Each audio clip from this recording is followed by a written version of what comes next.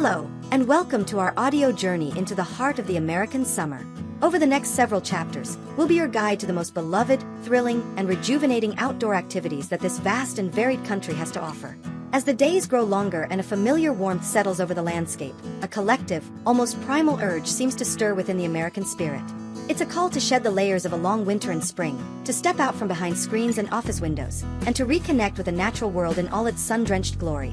This is the season of adventure, of relaxation, of creating memories that will warm us through the cooler months to come. The great American summer beckons, and we are here to help you answer its call.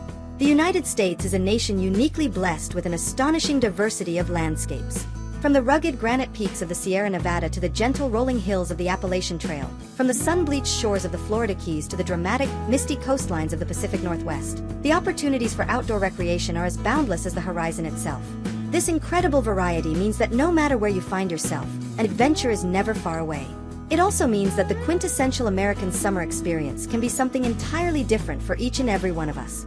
For some, it's the thrill of conquering a challenging mountain trail, the feeling of accomplishment as you gaze out over a breathtaking vista. For others, it's the simple pleasure of a barefoot walk along a sandy beach, the rhythmic crash of waves washing away the stresses of daily life. And for many more, it's the camaraderie of a backyard barbecue, the laughter of friends and family mingling with the scent of sizzling burgers and freshly cut grass. This series is designed to be your companion as you plan your own summer escapades. We'll delve into the top 5 outdoor activities that capture the essence of an American summer. We won't just tell you what these activities are, we'll explore why they are so deeply ingrained in the nation's culture.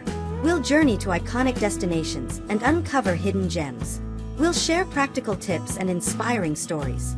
Whether you're a seasoned outdoors person with a garage full of gear, or a curious novice looking to dip your toes into the world of outdoor adventure for the very first time, you'll find something here to ignite your imagination. Think for a moment about the sounds of summer. The chirping of crickets at dusk, the distant rumble of a thunderstorm on a humid afternoon, the joyful shouts of children playing in a sprinkler. These are the sounds of a season that invites us to slow down, to be present, and to engage our senses. The feeling of cool lake water on a sweltering day, the taste of a perfectly ripe summer tomato, the sight of a star-filled sky in a place far from the city lights. These are the simple, yet profound, experiences that await us when we step outside. In the chapters to come, we will explore the timeless tradition of hiking, an activity that allows us to immerse ourselves in nature at a human pace. We'll traverse trails that wind through ancient forests, alongside pristine alpine lakes, and up to summits that touch the clouds. We'll discuss the gear you'll need, the safety precautions to take, and the unparalleled sense of freedom that comes from carrying everything you need on your back. We will also dive headfirst into the world of water sports. America's vast network of rivers, lakes, and coastlines provides an aquatic playground for millions. From the adrenaline rush of whitewater rafting to the serene tranquility of kayaking on a placid bay, we'll explore the myriad ways Americans take to the water to beat the heat and find their flow. We'll talk about the thrill of surfing a perfect wave and the quiet contemplation of stand-up paddleboarding at sunset. Of course, no exploration of the American summer would be complete without a deep dive into the cherished pastime of camping. We'll pitch our tents in the heart of breathtaking national parks, sharing stories and esmores around a crackling campfire. We'll discuss the different styles of camping, from the convenience of a fully equipped RV to the rustic simplicity of a primitive campsite. We'll celebrate the magic of sleeping under the stars and waking up to the symphony of the wilderness. And for those who prefer their outdoor experiences with a side of relaxation, we'll journey to some of the nation's most beautiful beaches. We'll feel the sand between our toes and the sun on our skin as we explore everything that a day at the beach has to offer. From building sandcastles with the family to trying our hand at beach volleyball, from the simple joy of a refreshing swim to the mesmerizing beauty of a coastal sunset, we will embrace the laid-back rhythm of beach life. Finally, we'll celebrate the social heart of the American summer, the picnics, the barbecues, and the vibrant outdoor festivals that bring communities together. We'll spread our blankets in lush city parks and fire up the grill in scenic overlooks. We'll explore the sights and sounds of summer music festivals and the delicious flavors of local food fairs. These are the activities that remind us that the great outdoors can be a place not just for solitary contemplation, but also for connection and celebration. So, as we begin this journey together, we invite you to open your mind and your senses to the possibilities that this summer holds. Whether you're seeking solitude and challenge, or connection and relaxation, the great American outdoors has something to offer you. The sun is high, the days are long, and adventure is calling. In our next chapter, we'll lace up our hiking boots and take our first steps onto the trail as we explore our first major topic. Join us as we uncover the top 5 outdoor activities for Americans this summer. The great American summer beckons, and your adventure starts now. Welcome back. In our last chapter, we opened the door to the great American summer. Today, we're stepping through it, lacing up our boots, and hitting the trail. Our first deep dive is into what is arguably one of the most accessible, rewarding, and deeply ingrained outdoor activities in the nation's psyche: hiking. From a gentle stroll through a sun-dappled woodland to a strenuous multi-day trek across a mountain range, hiking offers a spectrum of experiences as diverse as the American landscape itself. It's an activity that requires little more than a good pair of shoes and a spirit of curiosity, yet it delivers profound benefits for the body, mind, and soul. So, what is it about placing one foot in front of the other on a path away from the pavement that holds such a powerful allure? At its core, hiking is a return to our most fundamental form of movement. It slows us down to a human pace, allowing us to truly see, hear, and feel the environment around us. In our fast-paced, digitally saturated world, the trail offers a sanctuary. The constant notifications on our phones are replaced by the call of a distant bird. The hum of traffic gives way to the whisper of wind through pine trees. It is a form of active meditation, where the rhythmic motion of walking and the focus required to navigate a rocky path can clear the mind of clutter, reduce stress, and foster a deep sense of presence and tranquility. The physical benefits are, of course, significant. Hiking is a fantastic cardiovascular workout that can be tailored to any fitness level. It strengthens the muscles in your lower body, core, and even your upper body if you use trekking poles. Unlike the monotony of a treadmill, the constantly changing terrain of a trail engages more muscle groups and improves balance and stability.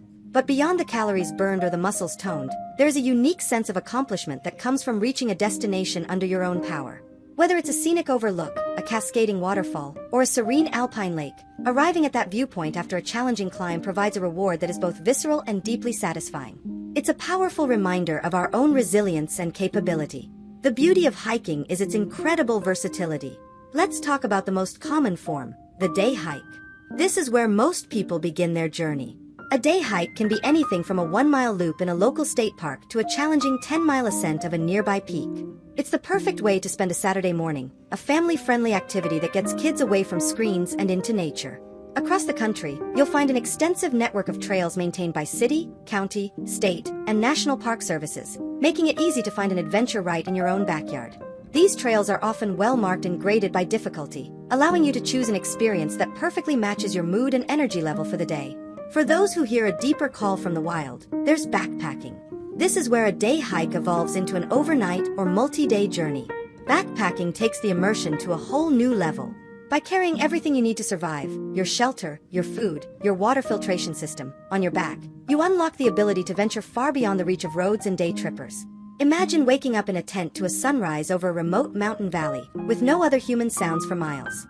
This is the world of the backpacker. It requires more planning, more gear, and a greater knowledge of outdoor skills, but the rewards are immeasurable.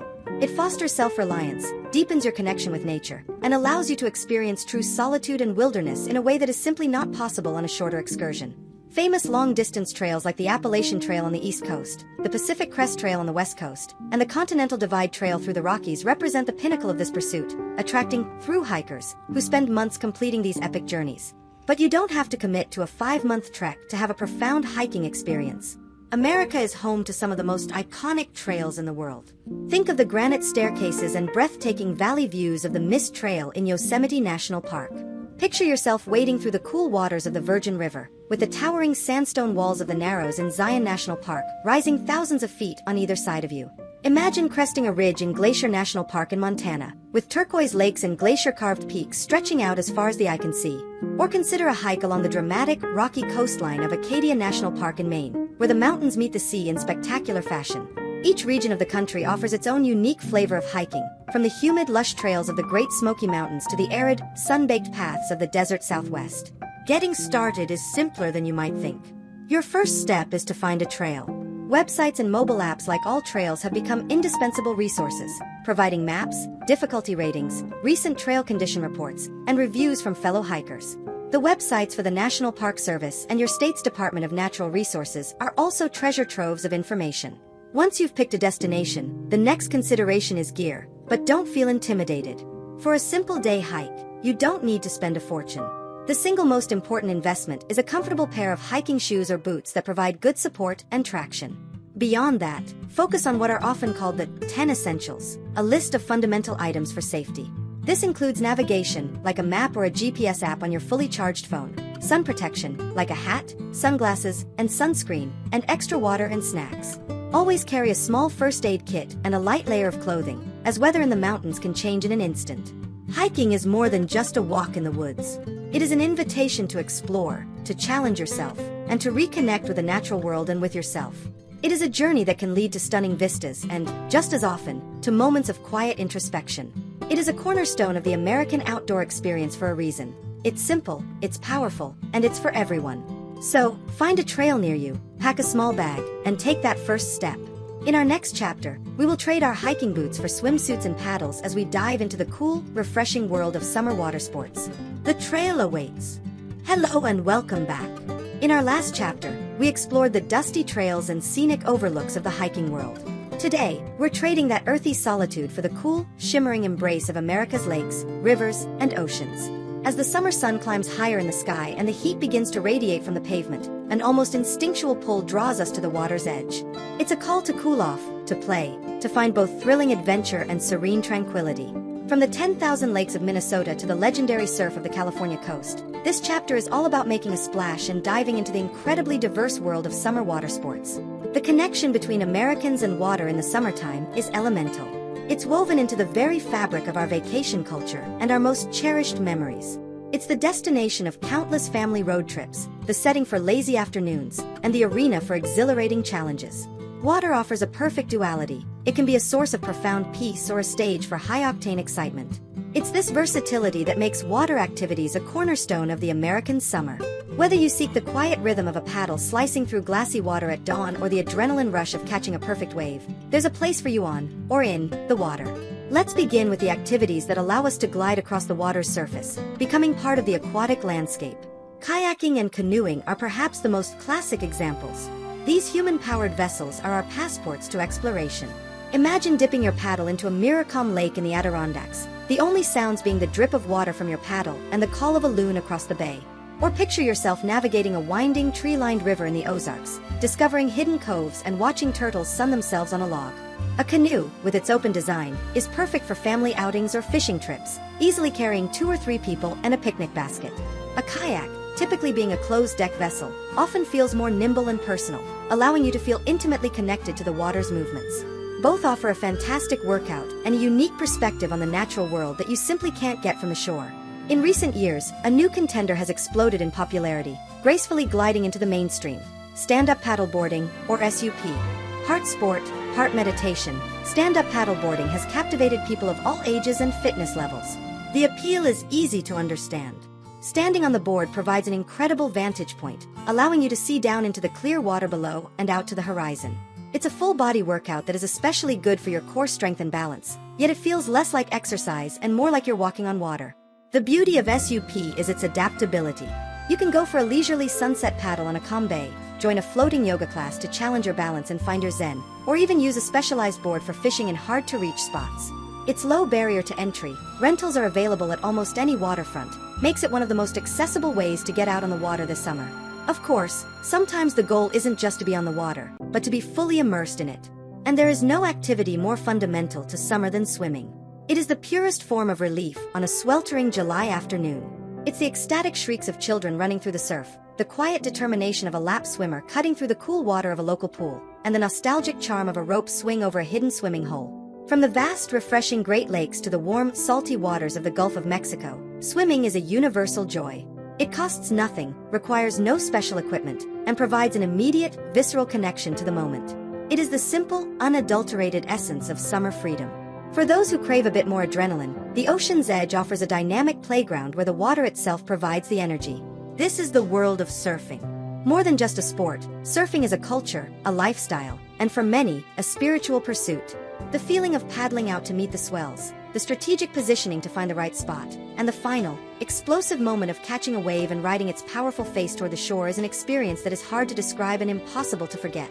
While iconic surf breaks in California and Hawaii may seem intimidating, coastlines across the country, including the East Coast and the Gulf Coast, offer gentler waves perfect for beginners. And for those not ready to stand up on a board, bodyboarding offers a similar thrill, allowing you to ride the whitewater in a way that is fun and accessible for the entire family. Getting started with any water sport is easier than ever, but safety must always be the top priority. For For activities like kayaking, canoeing, and paddleboarding, look for rental shops located right on the water. This is the perfect way to try before you buy, and the staff can give you a quick lesson and safety briefing. The single most important piece of gear is a properly fitting personal flotation device, or PFD. Wear it. Even strong swimmers can find themselves in unexpected trouble. Always check the weather forecast and be aware of water conditions, like currents or tides. And if you're a beginner, it's always best to go with a friend. Let someone on shore know your plan, where you're going and when you expect to be back. Finally, the sun's reflection off the water intensifies its effects, so waterproof sunscreen, a hat, and a long-sleeved rash guard are your best friends. From the tranquil paddle to the thrilling ride, water is the great equalizer of summer, offering a perfect escape and a welcome respite from the heat. It invites us to play, to explore, and to wash away our worries. After a long, satisfying day spent on the water, there's nothing quite like returning to shore, tired and happy, to the promise of a warm meal and a cozy place to rest. In our next chapter, we'll do just that, as we fire up the campfire and pitch our tents in the great American tradition of camping. Join us then. Welcome back. In our last chapter, we were rinsing the lake water from our hair and feeling the satisfying tiredness that comes from a day of paddling and swimming. Now, as dusk begins to settle, painting the sky in shades of orange and purple, we arrive at our home for the night.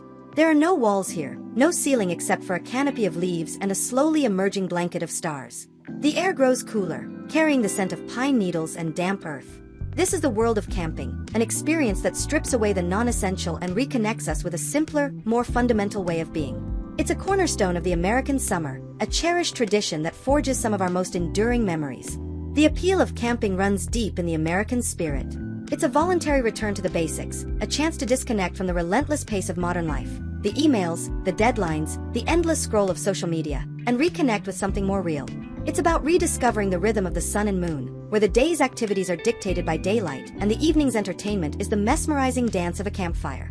It fosters a sense of self-reliance, reminding us that we are capable of creating comfort and sustenance with just a few essential tools.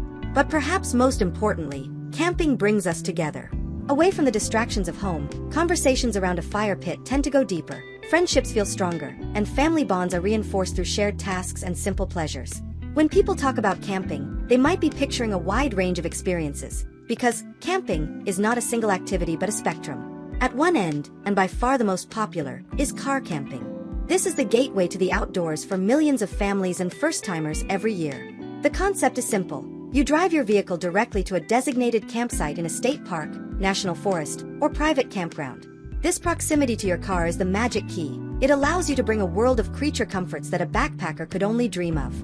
We're talking large multi-room tents you can stand up in, thick air mattresses, coolers packed with delicious food, comfortable camp chairs, and maybe even a portable speaker for some quiet music. These established campgrounds often provide amenities like a picnic table, a fire ring with a grill grate, and access to running water and restrooms, making the experience comfortable and accessible for everyone from toddlers to grandparents. Moving along the spectrum, you'll find RV camping. For many, a recreational vehicle is a home on wheels, offering the ultimate blend of mobility and comfort. RVers can explore the country's vast network of parks and scenic byways while still enjoying the convenience of a private bathroom, a functional kitchen, and a soft bed at the end of the day. On the other end of the comfort scale, but still far from roughing it, is the growing trend of glamping, or glamorous camping. This is for those who love the idea of sleeping in nature but aren't quite ready to give up modern luxuries. Glamping sites offer beautifully furnished, pre-pitched safari tents, yurts, or tiny cabins, often complete with real beds, electricity, and sometimes even private decks. It's a way to experience the magic of the outdoors without any of the setup or gear hauling. And then, there is the other extreme, backcountry camping. This is the realm of the backpacker we touched upon in our hiking chapter. It involves leaving the car, the crowds, and the campgrounds far behind. You carry a lightweight tent, a sleeping bag, and all your provisions in a pack on your back, hiking miles into the wilderness to find your own secluded spot. There are no picnic tables here, no running water except for what you filter from a stream. The reward for this effort is an unparalleled level of solitude and immersion. It's falling asleep to the sound of a distant owl and waking up to a deer grazing silently just beyond your tent. It is a profound experience of quiet, wild beauty that stays with you long after you've hiked back to civilization. Regardless of your chosen style, the universal heart of the camping experience is the campfire. It is so much more than a source of warmth and light. It is a magnetic force, a primitive television that draws everyone in. It's where we gather at the end of the day to share stories, to reflect on the day's adventures, and to stare into the hypnotic, ever-changing flames. The campfire is also our outdoor kitchen. There's a special kind of magic in cooking a meal over an open fire, whether it's simple hot dogs roasted on a stick until they're perfectly charred, or delicious hobo packets of vegetables and sausage cooked in foil amongst the coals. And no American campfire is complete without the ritual of making s'mores. The delicate process of toasting a marshmallow to a perfect golden brown, or catching it on fire, depending on your technique, squishing it between 2 graham crackers with a piece of melting chocolate. That sticky, sweet combination is the official taste of a summer night spent outdoors. If you're ready to plan your own camping trip, the first step is finding a site. Websites like recreation.gov are the gateway for booking campsites in federal lands like national parks and national forests, while state park systems often have their own reservation websites. Be warned, popular campgrounds in iconic parks can book up months, or even a year, in advance, so planning ahead is key. As you prepare, it's crucial to embrace the core ethic of the outdoors: leave no trace. This principle is simple: leave a place better, or at least the same, as you found it. It means packing out everything you pack in, including all your trash. It means using established fire rings and ensuring your fire is completely out before you go to bed. It means respecting wildlife by observing from a distance and storing your food securely. It's about being considerate of your fellow campers and preserving the beauty of these natural spaces for everyone who will come after you. Camping is a reset button for the human spirit. It's a chance to trade screen time for star time, to create memories that aren't stored on a hard drive but in our hearts. It's the laughter, the stories, the slight scent of wood smoke that lingers in your clothes for days afterward. From the deep woods of the east to the vast deserts of the west, the tradition of sleeping under the stars continues to call us. In our next chapter, we'll leave the forest behind and head for the coast, trading the campfire for the bonfire as we explore the sun-drenched, sandy world of America's beaches. Join us then. Welcome back. We've journeyed from the forest floor to the mountain peak, from the serene lake to the crackling campfire. Today, our journey takes us to the edge of the continent, to that magical meeting place of land and sea. We're heading to the beach. You can almost feel it now, the sensation of kicking off your shoes and letting your bare feet sink into the warm, soft sand. You can hear the rhythmic, hypnotic crash of waves on the shore, a sound that has captivated humanity for millennia. You can taste the faint saltiness in the air, carried on a gentle sea breeze. For millions of Americans, the beach is not just a place. It's the very definition of summer, a destination that promises relaxation, recreation, and a profound sense of escape. The allure of the beach is universal. It represents a vast, open frontier where the sky feels bigger and the horizon stretches into infinity. Looking out over the immense expanse of the ocean has a way of putting our own worries into perspective. It's a place of renewal, where the constant motion of the tide feels like it's washing away stress, one wave at a time. The American beach experience is a rich tapestry of sights, sounds, and traditions. It's the colorful canvas of umbrellas dotting the shoreline, the joyful shrieks of children daring the waves, the slow, meandering walk of a couple along the water's edge. It is a shared public space where people from all walks of life come together with a common purpose: to enjoy the simple, powerful pleasure of a day by the sea. One of the greatest gifts of the beach is that it grants us permission to do absolutely nothing at all. This is the art of beach relaxation. It begins with the ritual of finding the perfect spot, unfurling a towel or setting up a beach chair, and staking your temporary claim. From this home base, the only item on the agenda is to unwind. This can mean leaning back, closing your eyes, and simply soaking in the sun's warmth, letting the rhythmic sounds of the surf lull you into a state of peaceful contentment. For many, a day at the beach is the perfect opportunity to finally dive into that novel they've been meaning to read, with the ocean providing the world's greatest ambient soundtrack. It's a place for quiet contemplation, for daydreaming, and for the simple, underrated joy of people watching as the vibrant life of the beach unfolds around you. But the beach is also a playground, an open-air arena for all kinds of active fun. The firm, wet sand near the water's edge is the perfect surface for throwing a frisbee. Its effortless glide on the sea breeze a quintessential summer sight. The classic, rhythmic thwack of a paddleball game is another familiar sound. And further back, on the dry, deep sand, you'll often find the focused intensity of a beach volleyball game, a display of athleticism and camaraderie. These games are not just about the activity itself. They are social rituals that bring friends and families together in laughter and friendly competition. And then there are the more creative pursuits. Building a sandcastle is a timeless beach activity that taps into the inner child in all of us. It's a temporary art form, a collaboration with sand and water to create something magical. A grand fortress with moats, towers, and seashell decorations, all with the full knowledge that it will be reclaimed by the tide. It teaches a gentle lesson in impermanence and the joy of creating for its own sake. For those with a more exploratory spirit, there's beachcombing. A slow walk along the rack line, where the high tide deposits its treasures, can reveal a fascinating world of natural wonders. The intricate spiral of a whelk shell, the smooth, frosted jewel of sea glass, or the gnarled, sculptural beauty of a piece of driftwood. It's a treasure hunt designed by the ocean itself. As the day heats up, the call of the cool, salty water becomes irresistible.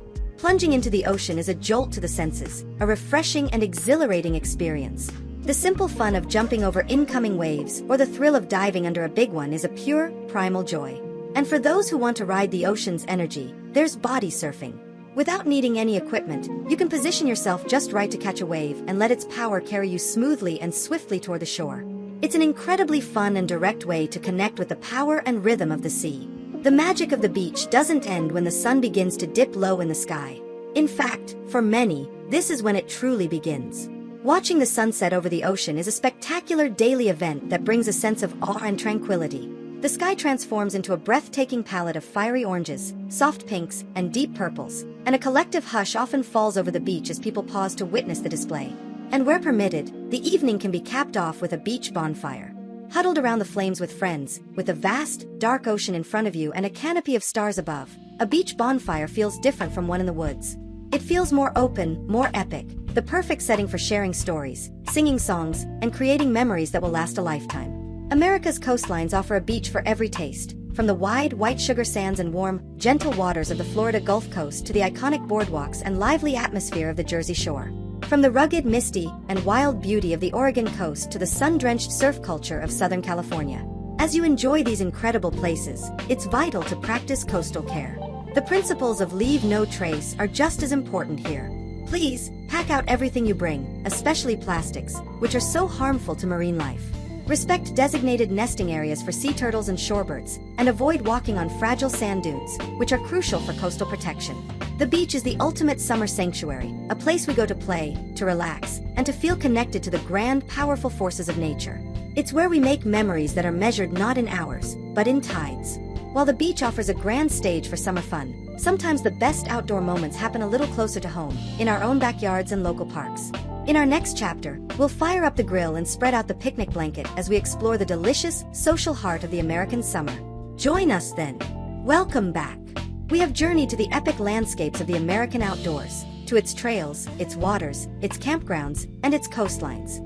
For this chapter, we bring our focus closer to home, to the familiar and beloved spaces where summer truly comes alive, our backyards, our local parks, and our town squares. We're trading the solitude of the wilderness for the joyous hum of community. This is the world of the sizzle and the scent, the social heart of the season. We're firing up the grill, spreading out the checkered blanket, and diving into the fifth and final pillar of the great American summer, the timeless traditions of picnics, barbecues, and outdoor festivals. If hiking is about personal challenge and the beach is about relaxation, then the backyard barbecue is about celebration and hospitality. It is, perhaps, the most iconic social ritual of the American summer. It's more than just a method of cooking, it's a cultural institution. The sound of a grill being fired up is a universal signal that it's time to relax, gather, and share in the simple abundance of the season. The air fills with the unmistakable, mouth-watering aroma of charcoal and sizzling burgers, a scent that is practically synonymous with the 4th of July or a lazy Labor Day weekend. This is a culinary theater where the host, armed with tongs and a spatula, presides over the flames, transforming simple ingredients into a feast. The menu is a classic roll call of American comfort food, perfectly charred hot dogs, juicy hamburgers, smoky ribs slathered in sauce, and that sweet summer staple, grilled corn on the cob. But the barbecue is about so much more than the food. It's a low-pressure, come-as-you-are affair. It's the potluck side dishes that line the picnic table, the potato salad, the coleslaw, the watermelon slices. It's the cooler filled with ice-cold drinks, the casual conversations on the patio, and the classic lawn games that inevitably start up on the grass. A game of cornhole, with the thud of the beanbag hitting the board, or a friendly, competitive game of croquet. It's the background music of children's laughter as they run through a sprinkler or chase each other across the lawn. As day turns to dusk, it's the magical appearance of fireflies, their gentle blinking adding a touch of enchantment to the evening. The barbecue is the social glue of summer, a way to strengthen neighborhood ties and create a tapestry of shared, happy memories right in our own backyards. Just as cherished, and perhaps a bit more versatile, is the barbecue's close cousin, the picnic. A picnic distills the outdoor dining experience to its simplest, most romantic form. It is elegance in its portability. The magic of a picnic lies in its ability to transform any location into a temporary dining room. All you need is a blanket, a basket of food, and a patch of grass. A picnic can be a simple, spontaneous lunch in a city park on your break, a planned romantic meal at a scenic overlook after a long hike, or a grand family affair on the lawn of an outdoor concert venue. The classic image of a woven wicker basket and a red and white checkered blanket is deeply ingrained in our cultural consciousness.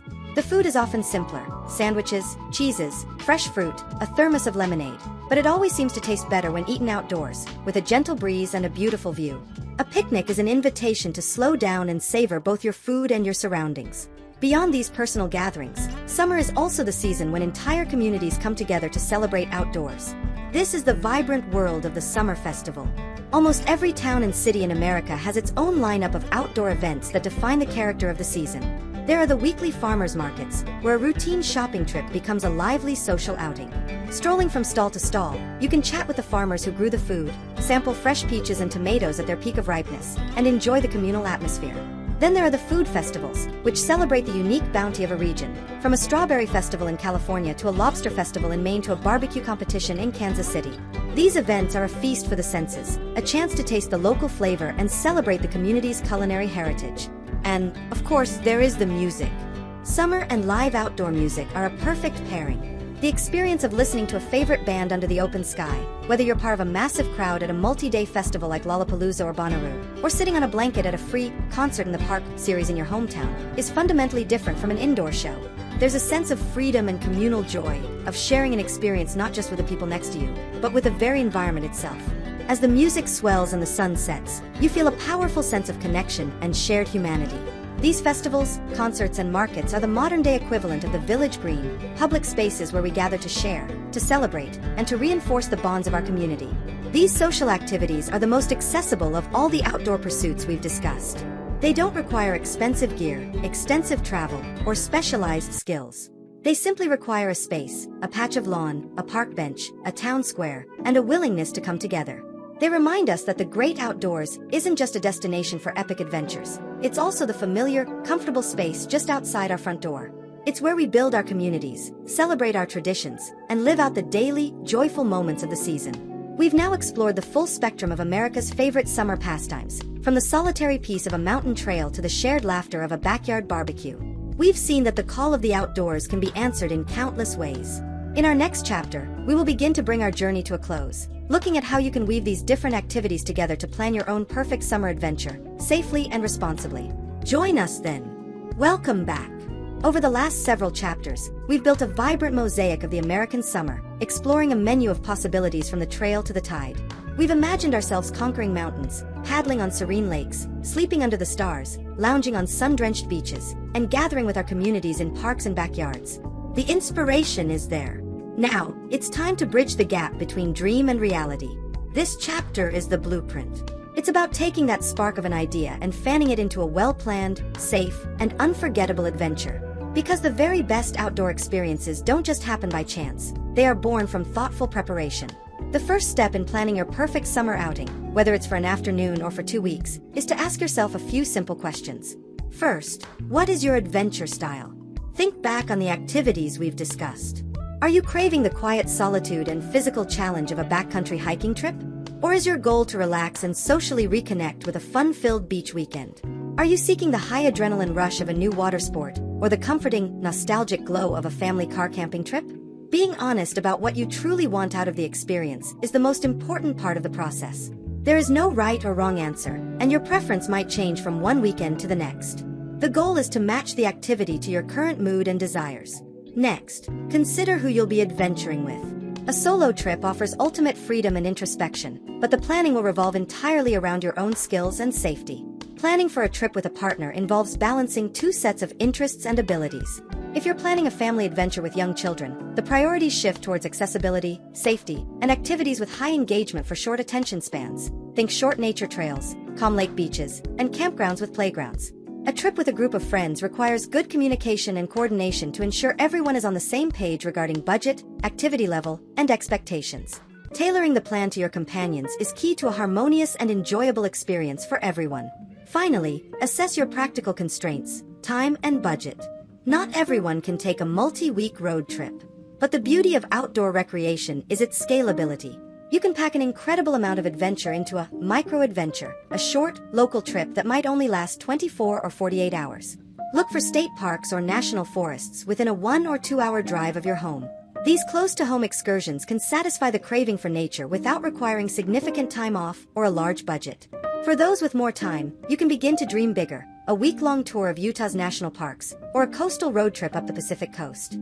The key is to create an adventure that fits realistically within your life. Once you have a general idea of your what, who, and when, it's time to dive into the art of research and reservations.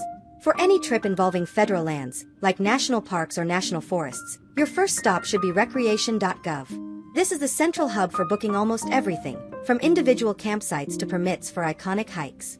For state-level destinations, look for your state park's official website, which often uses a reservation system like Reserve America. A crucial piece of advice for the peak summer season: book ahead.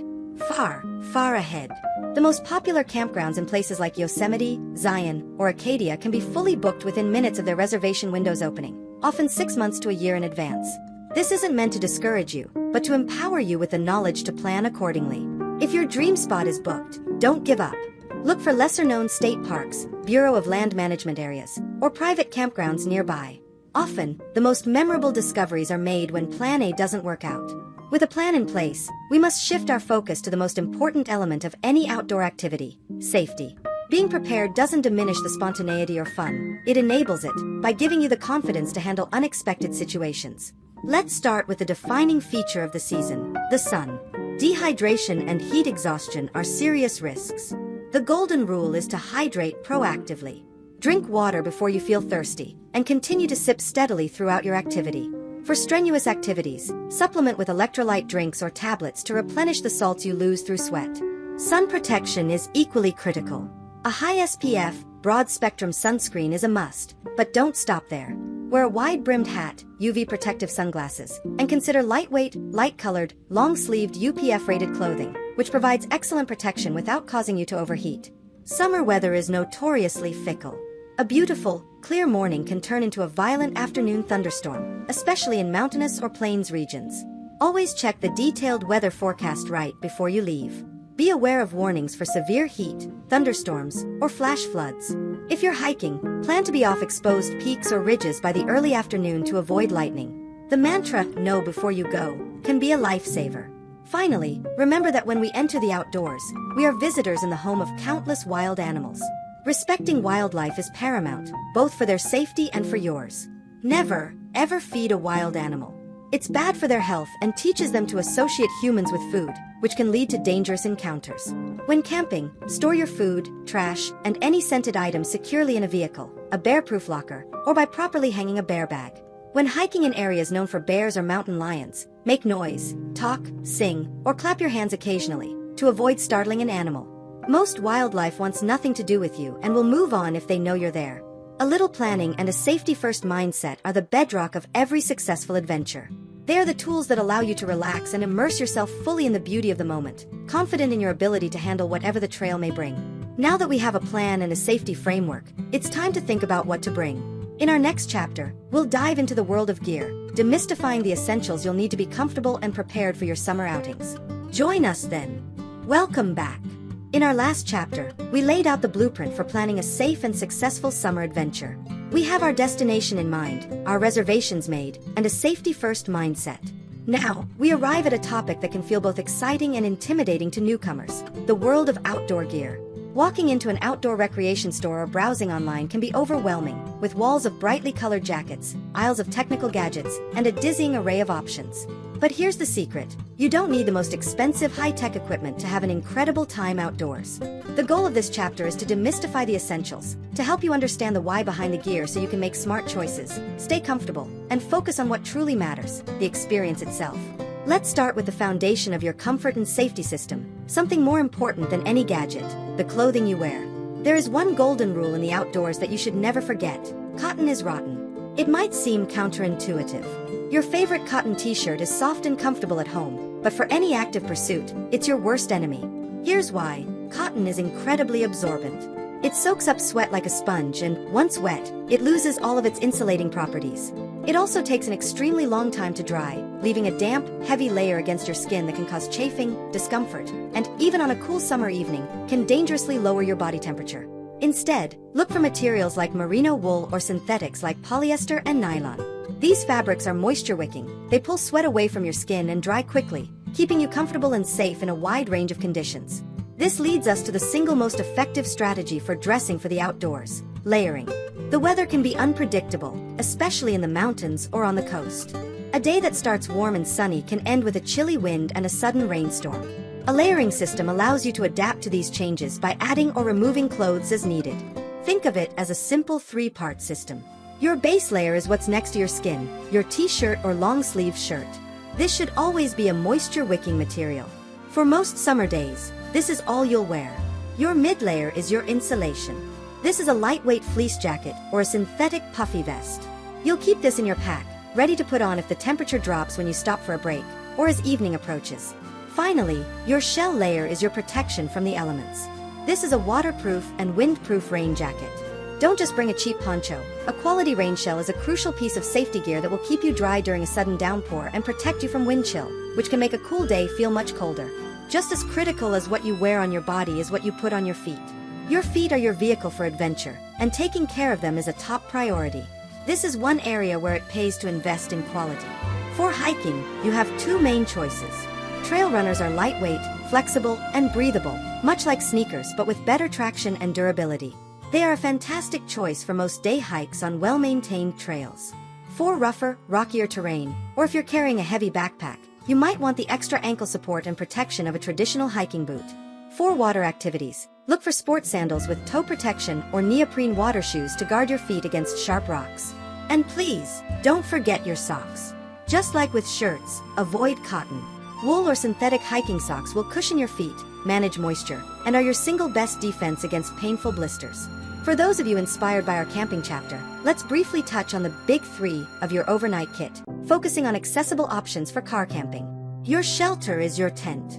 When choosing a tent, a good rule of thumb is to go up one person in capacity from what you need.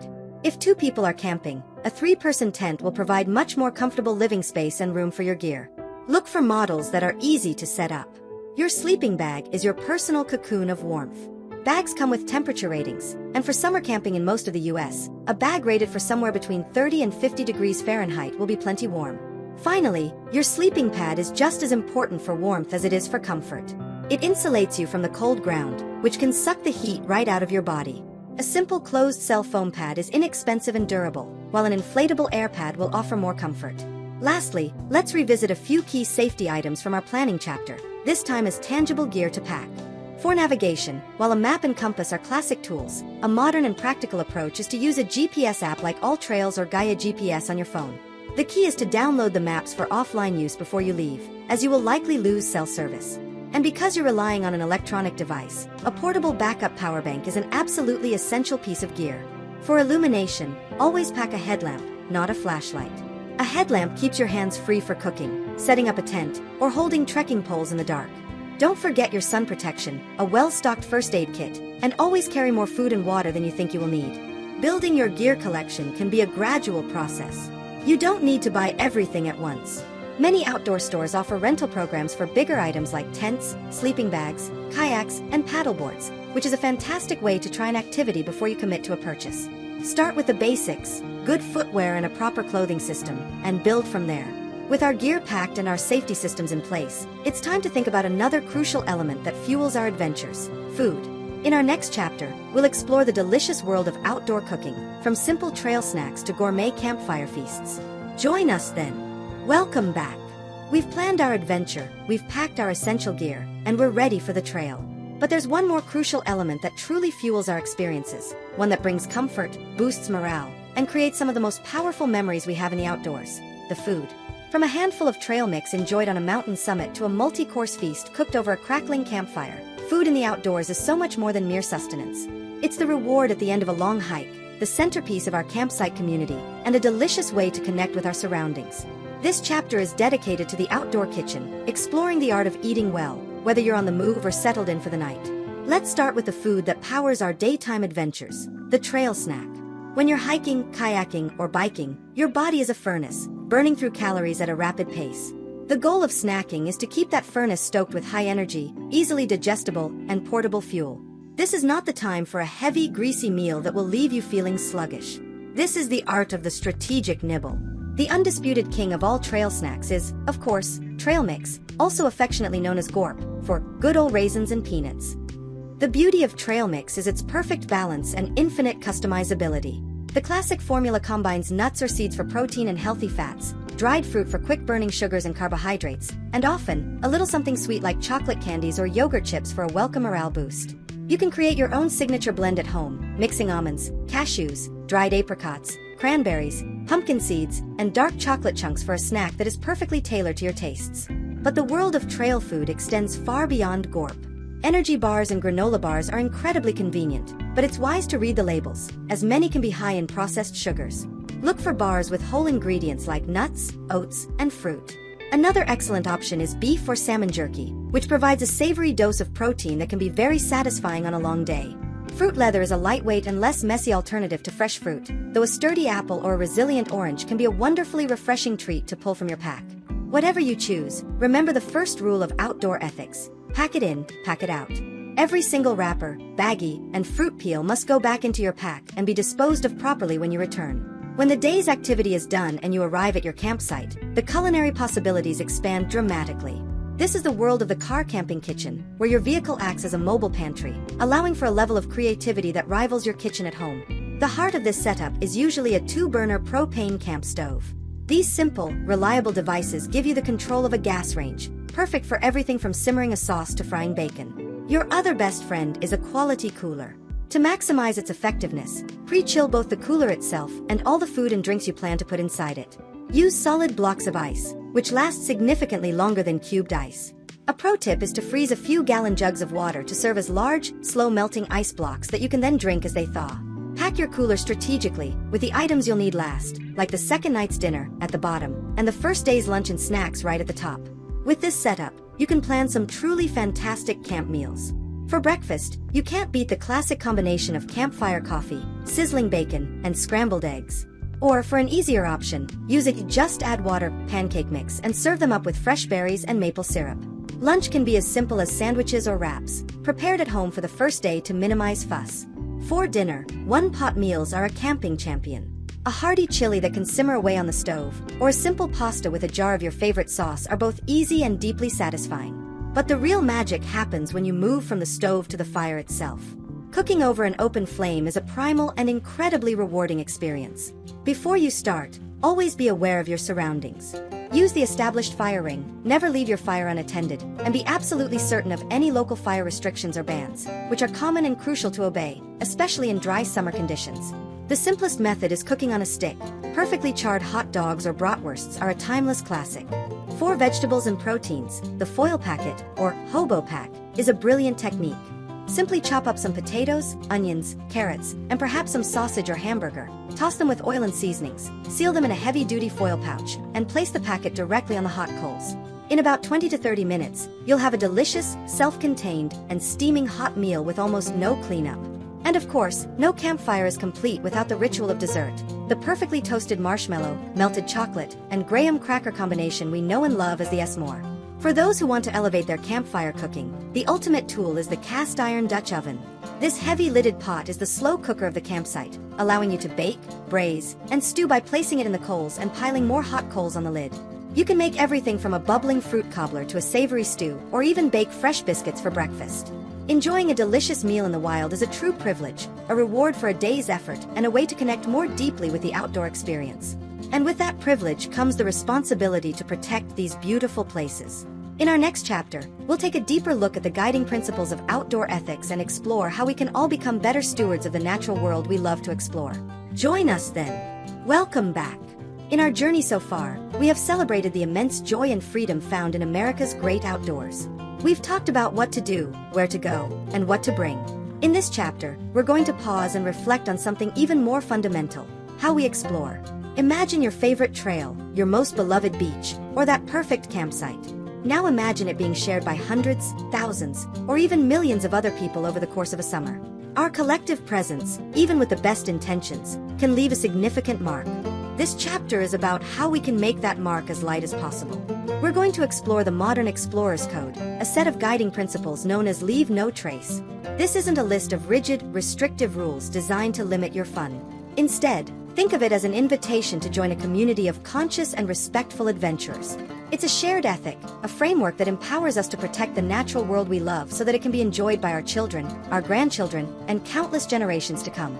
The core idea is simple and profound: to be a polite guest in the home of the plants and animals that live there, and to leave the space just as beautiful, or even more so, than we found it. This philosophy is crystallized in 7 key principles, developed by the Leave No Trace Center for Outdoor Ethics. Let's walk through them together. The first principle, and the foundation for all the others, is to plan ahead and prepare. Proper planning is your greatest tool for minimizing your impact. It means knowing the regulations of the area you're visiting, like whether campfires are allowed or if a permit is needed. It means checking the weather forecast so you bring the right gear and aren't caught in a dangerous situation. It means carrying a map and knowing how to use it, so you don't get lost and have to trample through fragile vegetation to find your way. A well-prepared adventurer is less likely to make panicked, high-impact decisions on the trail. The second principle is to travel and camp on durable surfaces. This sounds technical, but the idea is simple. Stick to established trails whenever possible. When we cut corners on switchbacks or create social trails to a viewpoint, we trample plants and contribute to serious erosion, scarring the landscape for years. Durable surfaces are things like rock, gravel, sand, dry grass, or snow. When camping, always use an existing, designated campsite. These sites have been intentionally hardened to withstand use. Setting up a new tent site damages vegetation and expands the human footprint in the wilderness. Principle number 3 is one of the most well-known: dispose of waste properly.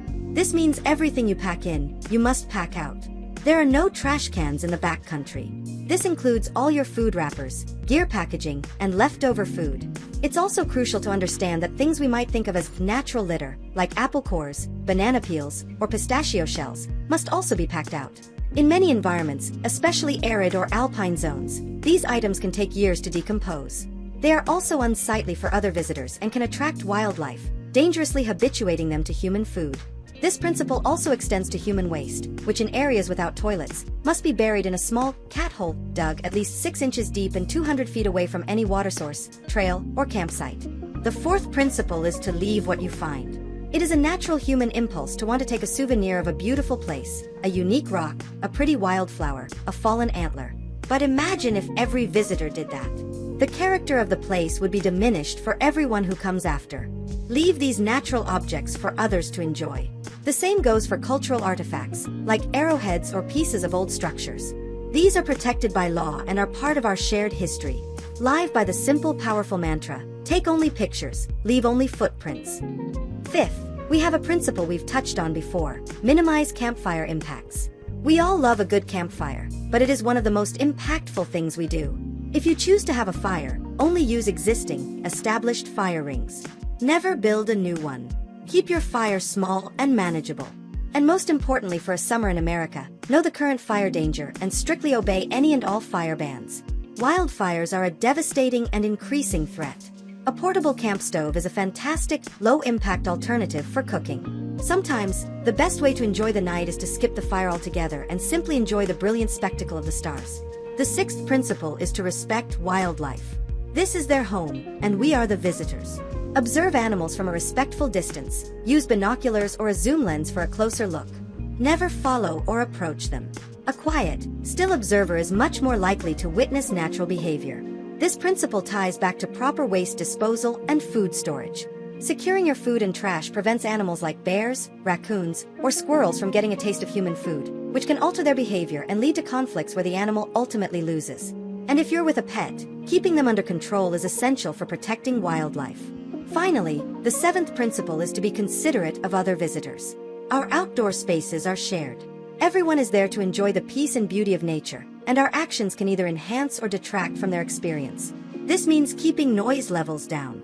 Avoid playing loud music and let the natural sounds of the environment prevail. When hiking, be courteous.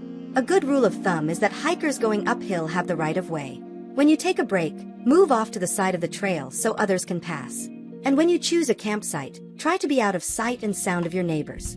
Embracing this code of conduct isn't about limitation, it's about awareness. It's about shifting our perspective from one of consumption to one of stewardship.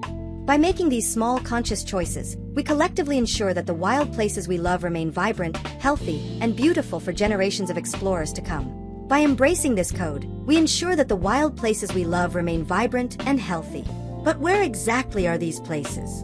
In our next chapter, we'll explore the incredible tapestry of public lands in the United States, from national parks to national forests and beyond, helping you understand the different types of lands where your next adventure awaits. Join us then. Welcome back. In our last chapter, we embraced the modern explorer's code, the leave no trace ethic that guides us in protecting the outdoors. This raises a fundamental question. Where, exactly, are these incredible places we've been discussing? The answer lies in one of the most uniquely American ideas ever conceived, the concept of public lands. Hundreds of millions of acres of forests, mountains, deserts, canyons, and coastlines are not privately owned, but are held in trust for every single citizen. This vast estate is our shared backyard, a national treasure of unparalleled beauty and diversity. But not all public lands are created equal. They are managed by different agencies with different missions, offering a wide spectrum of experiences. In this chapter, we'll serve as your guide to this incredible tapestry, helping you understand the different types of lands where your next adventure awaits. Let's begin with the lands that are often called America's crown jewels, the National Park System. Managed by the National Park Service, or NPS, these are the places you see on postcards, the iconic landscapes that are etched into the national identity. Think of the geysers of Yellowstone, the granite domes of Yosemite, the vast chasm of the Grand Canyon. The mission of the National Park Service is primarily one of preservation. Their mandate is to keep these natural and cultural wonders unimpaired for the enjoyment of future generations. This means that while recreation is a key component, it is managed carefully to protect the resource. In a national park, you can expect to find well-maintained trails, extensive visitor centers, informative ranger-led programs, and developed campgrounds. You can also expect to find crowds, especially in the summer. Planning, as we've discussed, is absolutely essential, with reservations for lodging and campgrounds often needed many months in advance.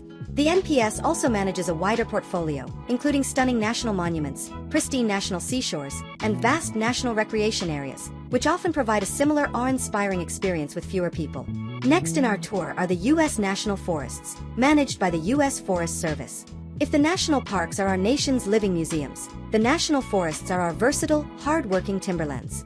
The key phrase to understand here is multiple use. The Forest Service manages its lands for a balance of timber harvesting, grazing, watershed protection, wildlife habitat, and recreation. This different mission results in a different kind of experience.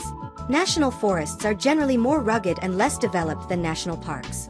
While they have established trails and campgrounds, they also offer incredible opportunities for dispersed camping. That is, the freedom to find your own campsite for free along a Forest Service road, far from any established campground. Activities that may be restricted in national parks, such as mountain biking on certain trails, using off-highway vehicles, or hunting, are often permitted here. A trip to a national forest is often an exercise in greater self-reliance, offering a deeper sense of solitude and discovery just beyond the beaten path. For the truly adventurous who seek the ultimate in solitude and wildness, we have the lands managed by the Bureau of Land Management, or the BLM. The BLM is the largest single land manager in the country, overseeing vast swaths of territory, primarily in the 12 western states and Alaska. Like the Forest Service, the BLM operates under a multiple-use mandate. These lands are often the most remote, arid, and undeveloped of all our public lands. They are the great wide-open spaces, sprawling deserts, rolling sagebrush seas, and rugged, hidden canyons. Recreation on BLM land requires the highest degree of self-sufficiency.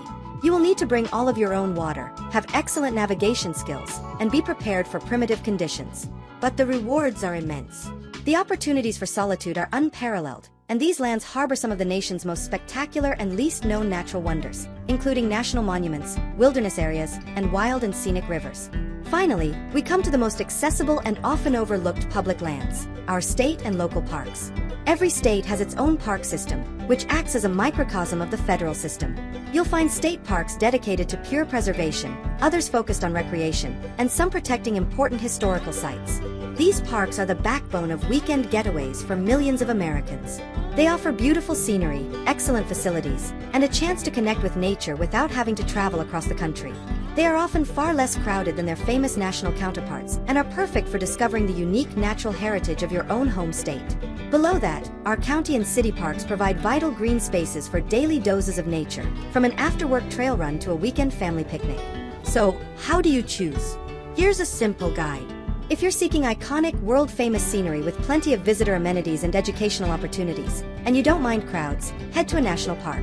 If you want beautiful landscapes with more freedom, fewer people, and opportunities for dispersed camping, explore a national forest. If your goal is ultimate solitude and rugged, self-reliant adventure in the great wide open, look to BLM lands. And for a beautiful, convenient, and affordable adventure close to home, your local state park is almost always a perfect choice. This incredible portfolio of public land is our shared inheritance and our collective responsibility. It is a uniquely American idea that ensures that no matter who you are or where you come from, you have a place to go to experience the wildness, beauty, and freedom of the natural world. This vast network of public land is not just a playground for us, it is a critical sanctuary for the nation's wildlife. In our next chapter, we will turn our attention to the incredible creatures that call these places home and discuss how to view them safely and ethically. Join us then. Welcome back. One of the most magical and sought-after experiences in the great outdoors is the moment you see a wild creature in its natural habitat. It's the thrill of a deer stepping silently out of the forest at dawn, the awe of watching a massive bison graze peacefully in a meadow, or the breathtaking luck of spotting a bear foraging for berries on a distant hillside. These encounters are a powerful reminder that the wilderness is not just a landscape, it's a living, breathing community. But this incredible privilege comes with a profound responsibility. In this chapter, we'll discuss how to watch wildlife in a way that is safe for you and respectful and ethical for the animals whose home you're visiting. The single most important principle of wildlife viewing can be summed up in 4 words: keep your distance. Wild animals are not tame. Their behavior can be unpredictable, and getting too close is the primary cause of dangerous encounters. A stressed animal is a dangerous animal. The National Park Service recommends staying at least 100 yards away from predators like bears and wolves. That's the length of a football field. For other large animals, like bison, elk, moose, and bighorn sheep, the minimum recommended distance is 25 yards. A great way to gauge a safe distance is to use the thumb rule. Extend your arm fully, close one eye, and give the animal a thumbs up. If you cannot completely cover the animal with your thumb, you are too close. It's a simple but surprisingly effective technique. The best way to get a spectacular close-up view is not by moving your feet, but by investing in a good pair of binoculars or a camera with a zoom lens.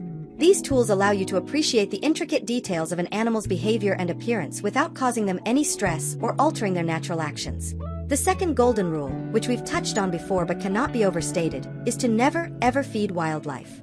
This includes both direct feeding, like throwing food to a squirrel or a bird, and indirect feeding, like leaving food scraps or unsecured trash at your campsite. You may have heard the phrase, "A fed bear is a dead bear." This tragic saying is rooted in truth. When an animal learns to associate humans with an easy meal, it loses its natural fear and can become bold, and even aggressive, in its search for more. This behavior ultimately creates a danger to other humans, and wildlife managers are often forced to relocate or euthanize the animal. By keeping a clean camp and packing out every last bit of your food waste, you are actively helping to keep wildlife wild and safe. Being a good wildlife observer means learning to read the signs and understand their behavior. Pay attention to the animal's body language. If it stops what it's doing, like eating or resting, and stares directly at you with its ears pointed in your direction, you are too close. If it starts to shift nervously, stomp its feet, or move away, you have already overstayed your welcome. The respectful response is to immediately and quietly back away, giving it the space it needs. To witness the most natural behavior, you must become part of the background. Speak in hushed tones, avoid making sudden movements, and if you're watching from a car, turn off your engine. Be especially cautious and give even more distance during sensitive times, such as when animals are with their young, during mating seasons like the autumn elk rut, or near nesting sites for birds. Even with the best preparation, you might find yourself in a close encounter. Knowing how to react can make all the difference. In bear country, which includes vast portions of the American West and East, it's highly recommended to carry bear spray and know how to use it. When hiking, make noise by talking or clapping periodically to avoid surprising a bear. If you do encounter a bear, do not run. Running can trigger a predator's chase instinct. Instead, stand your ground, make yourself look as large as possible, and speak to the bear in a calm, firm voice. Back away slowly, never taking your eyes off it. It's also crucial to remember that some of the most dangerous animals are the herbivores. A mother moose with her calf is considered by many experts to be more dangerous than a grizzly bear. Bison, despite their cow-like appearance, are incredibly agile and can run up to 35 miles per hour. Never underestimate them. Give them an extremely wide berth and never, ever position yourself between a mother and her young. If a moose or bison does charge you, your strategy is the opposite of a bear encounter. run as fast as you can and try to get behind a large, solid object like a big tree or a boulder. In warmer, drier climates, be mindful of rattlesnakes.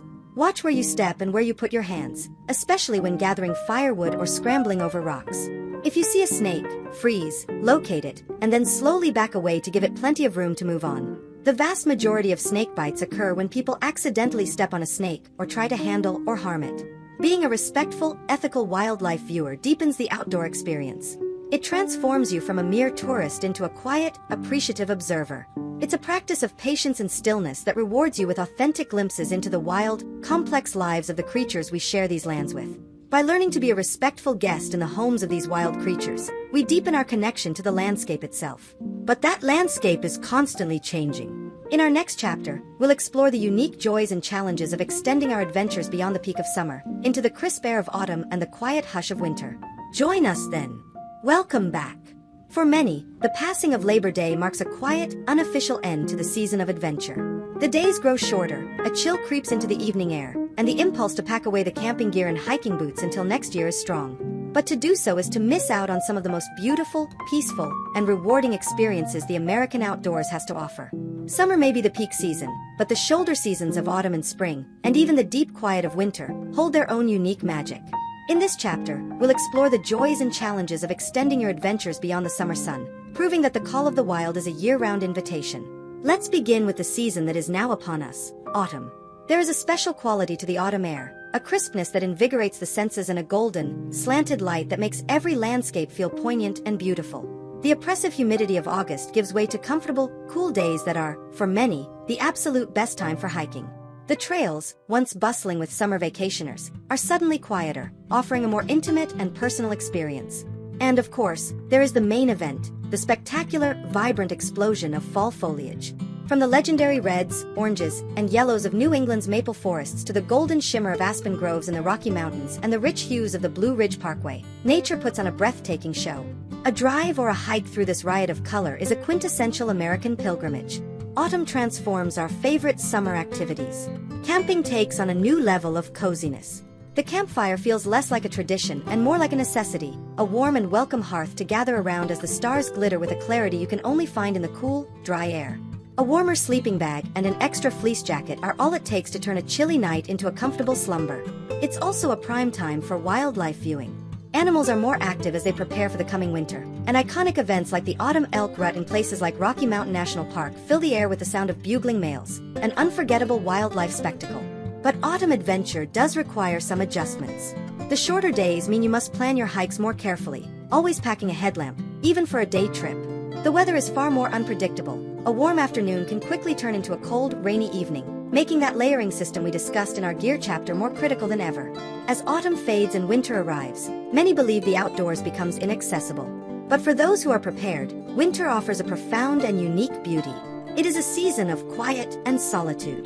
The landscape, blanketed in a fresh layer of snow, becomes a simplified, monochromatic world of stark and elegant beauty. The usual sounds of the forest are muffled, creating a deep, peaceful silence that is a true balm for the soul. The crowds are gone, and you can often have a popular trail entirely to yourself. To travel in this world, you may need to change your footwear. Snowshoeing is an incredibly accessible activity. If you can walk, you can snowshoe. It allows you to float over deep snow and explore a winter wonderland that would otherwise be impassable.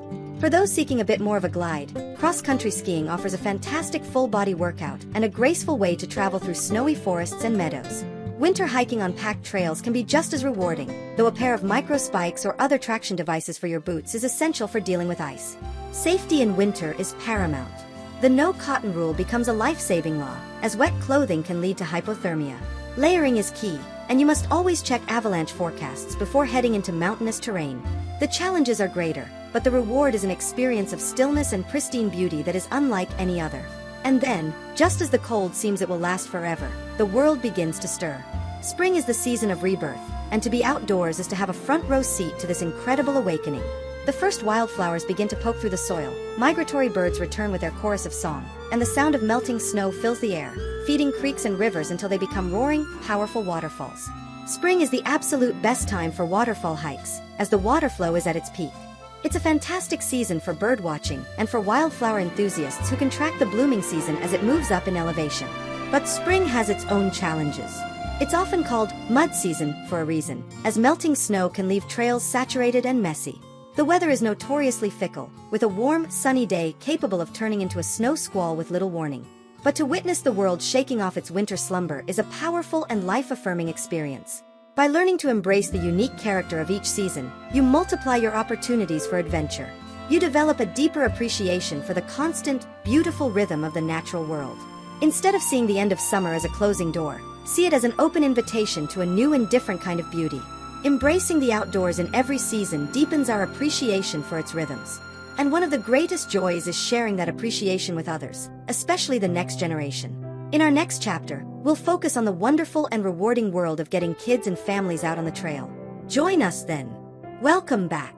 Throughout this series, we have explored the grand landscapes and personal adventures that the outdoors offers.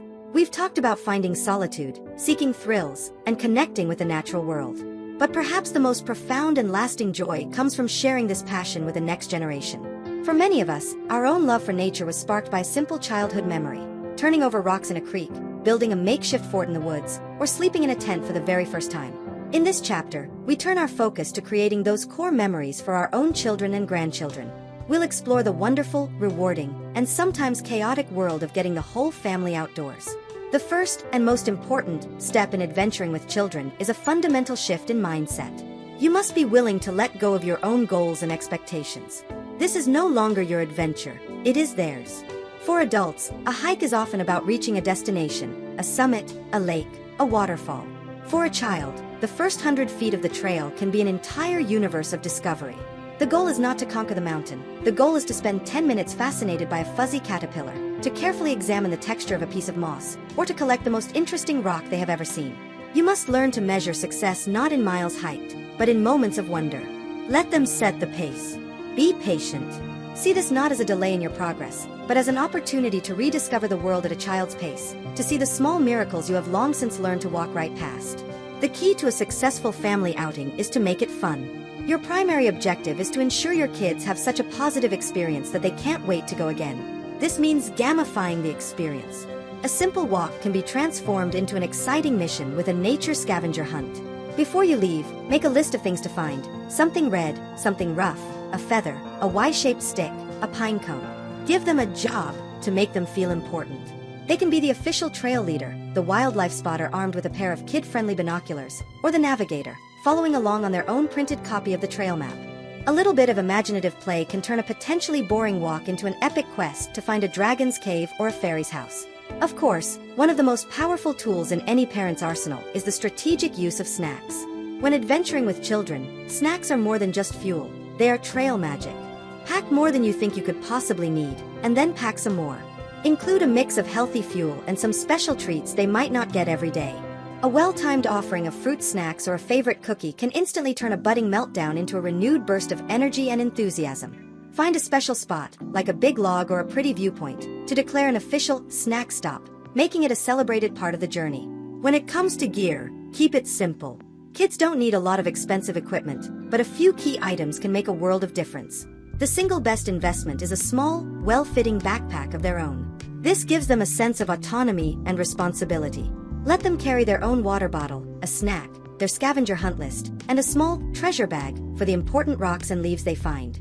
Ensure they have comfortable, sturdy shoes, and remember that the no-cotton rule for clothing is just as important for them as it is for you, as they are just as susceptible to getting chilled when their clothes get damp from sweat or a splash in a creek. If you want to introduce your family to camping, the best way to start is with a low-stakes trial run. Before you head to a real campground, have a backyard campout. Pitch the tent on the lawn, roll out the sleeping bags, and have a full dress rehearsal. This allows kids to get used to the novelty of the tent and the experience of sleeping outside, all with the comforting safety net of your house, and its clean bathroom, just a few feet away. When you do head to a campground, involve your kids in the process. Let them help hammer in the tent stakes, inflate the sleeping pads, and gather kindling for the fire. This sense of ownership and contribution makes them feel like a capable and important part of the team. And be sure to focus on the parts of camping that are pure magic for a child: roasting marshmallows for s'mores, telling stories by the light of a headlamp, and looking for constellations in the night sky. Safety, of course, is a top priority. Before you even leave the car, establish a few simple, clear rules, like always stay where you can see a grown-up, and "we only touch plants or eat berries when a grown-up says it's okay." A crucial skill to teach a child is the hug-a-tree method. If they ever become lost, their job is to stop walking, stay in one place, and hug a tree until help arrives. Wandering only makes it harder for rescuers to find them. Giving your child a small safety whistle to wear around their neck and teaching them to blow it in 3 short bursts if they get separated is another fantastic safety tool. Getting your children outdoors is one of the greatest gifts you can give them. It is a gift of confidence, resilience, curiosity, and a lifelong, meaningful connection to the natural world. It is an investment in their physical and mental health. These shared adventures, big and small, are the moments that will become the bedrock of their childhood memories. It is not a chore to be completed, but a joyful journey of discovery to be shared. Creating these family memories is a beautiful way to build a personal legacy of outdoor appreciation. In our final chapter, we'll bring our entire journey to a close, reflecting on the power of the outdoors to shape our lives and how to carry the spirit of adventure forward. Join us then. Welcome back, for one final time. Our shared audio journey is now coming to a close. For the past 14 chapters, we have traveled together across the vast and varied landscapes of the American outdoors. We have explored the what, the where, and the how of crafting a life filled with adventure. We began with a simple idea, the top 5 outdoor activities for an American summer, but I hope what you've discovered is something much deeper. This was never just about a list of things to do. It was about unlocking a mindset, a way of seeing the world, and a way of connecting with yourself. This may be the end of our guide, but it is the true beginning of your adventure. Let's take a moment to look back on the path we've traveled. We felt the satisfying crunch of the trail under our boots as we hiked to breathtaking vistas, rediscovering the simple, profound rhythm of placing one foot in front of the other. We plunged into the cool, refreshing embrace of our nation's lakes, rivers, and oceans, finding both serene tranquility and thrilling excitement in the world of water sports. We gathered around the elemental warmth of the campfire, sharing stories and sleeping under a brilliant canopy of stars in the time-honored tradition of camping. We felt the sun on our skin and the sand between our toes, embracing the carefree, restorative spirit of the American beach.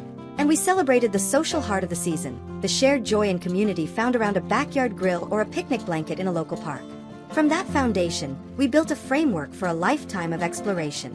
We learned the practical arts of planning and preparation, the vital importance of a safety-first mindset, and how to choose the right gear for the journey. We explored the delicious world of the outdoor kitchen and embraced the modern explorer's code of leave no trace, shifting our perspective from that of a consumer to that of a steward. We navigated the incredible tapestry of our public lands and learned to be a quiet, respectful guest in the home of our continent's wildlife. We saw how the magic of the outdoors doesn't end on Labor Day, but transforms through the secret seasons of autumn, winter, and spring. And finally, we discussed one of the most rewarding adventures of all, sharing this passion with our children, and in doing so, passing the torch of wonder to the next generation. But why does all of this matter so much? Why do we feel this persistent, almost primal pull to the wild places? I believe it is because the outdoors offers us 3 essential gifts that are often hard to find in our modern, structured lives. The first gift is perspective. When you stand at the base of a mountain that is millions of years old, or at the edge of an ocean that stretches to the horizon, your own daily worries and anxieties tend to shrink. The sheer scale and timelessness of the natural world provide a powerful dose of humility and awe, reminding us that we are part of something much, much larger than ourselves. The second gift is resilience. The outdoors is a gentle but effective teacher. When you push yourself to finish the last, steep mile of a hike, navigate through a sudden rainstorm, or simply spend a night a little colder than you expected, you learn something fundamental about your own capabilities. You learn to solve small problems, to adapt to changing conditions, and to be comfortable with a little discomfort. This quiet confidence, this wellspring of resilience, doesn't stay on the trail. It comes home with you, strengthening you for the challenges you face in your everyday life. The final, and perhaps greatest, gift is connection. In a world of digital distraction, the outdoors provides a space for genuine connection. It connects us to our own thoughts and feelings, away from the constant noise and demands for our attention. It connects us more deeply to our friends and family through shared experiences, where conversations flow more easily and memories are forged in real time. And most profoundly, it connects us to the planet itself. The more time we spend in nature, the more we see it not as a resource to be used, but as a living, breathing community to which we belong. And so, we leave you here, at the trailhead of your own lifelong journey. The spirit of adventure we've talked about doesn't require a cross-country flight or an expensive pile of gear. It can be found this weekend, in a state park you've never visited. It can be found on a Tuesday evening, on a walk along a local river or greenway. It begins with the simple act of choosing curiosity over comfort, of stepping outside your door with the intention of seeing something new. Carry this spirit with you. Let it be a source of strength, a well of peace, and a catalyst for joy. Keep exploring, keep learning, and keep protecting the beautiful wild places that are our shared inheritance. The call of the wild is not a distant shout from a faraway mountain. It is a quiet, constant whisper within you. All you have to do is listen. Thank you for joining us on this journey. The adventure is now yours.